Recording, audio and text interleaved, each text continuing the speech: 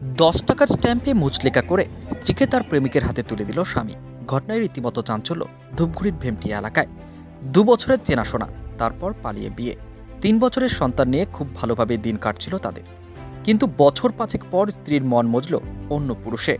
একই গ্রামের এক যুবকের সাথে চুপিসারি প্রেম।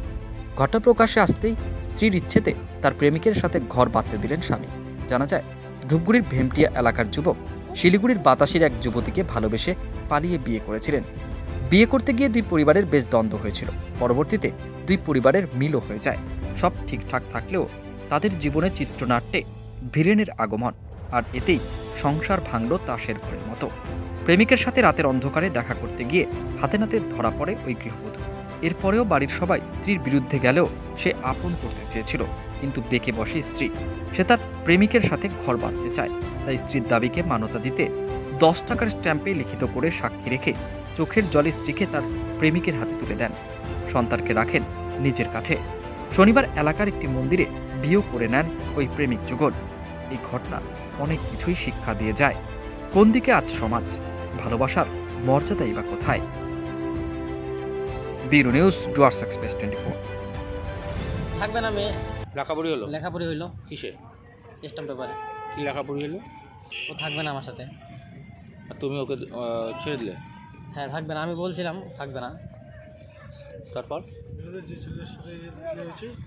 যে ছেলের সাথে মনে করো তোমার পরিচিত হয়েছে, ওই ছেলের সাথে চলে গেছে। ওর হাতেই তুলে দিলে শেষ পর্যন্ত? ওরা কি বিয়ে করছে এখন? হ্যাঁ।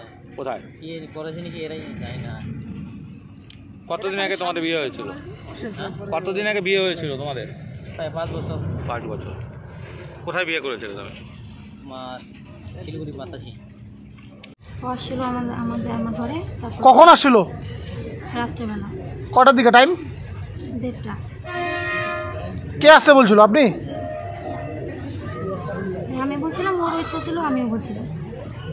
কে দেখলো তারপরে? রুই আমার ভাসুরা। তো এখন কি করতে যাচ্ছ?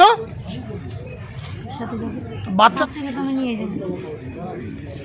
তোমার স্বামীর কি হাজবেন্ডের উপর। কি নাম আপনার হাজবেন্ডের নাম? সঞ্জিত মণ্ডল। বাড়ি কোথায়? বাড়ি ওভারব্রিজ। আপনার নাম? পাপিয়া মণ্ডল।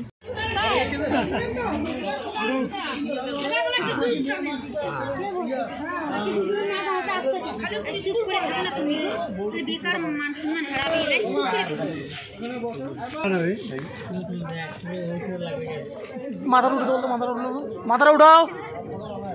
তাহলে বন্ধন উঠাবো কদিন পরে।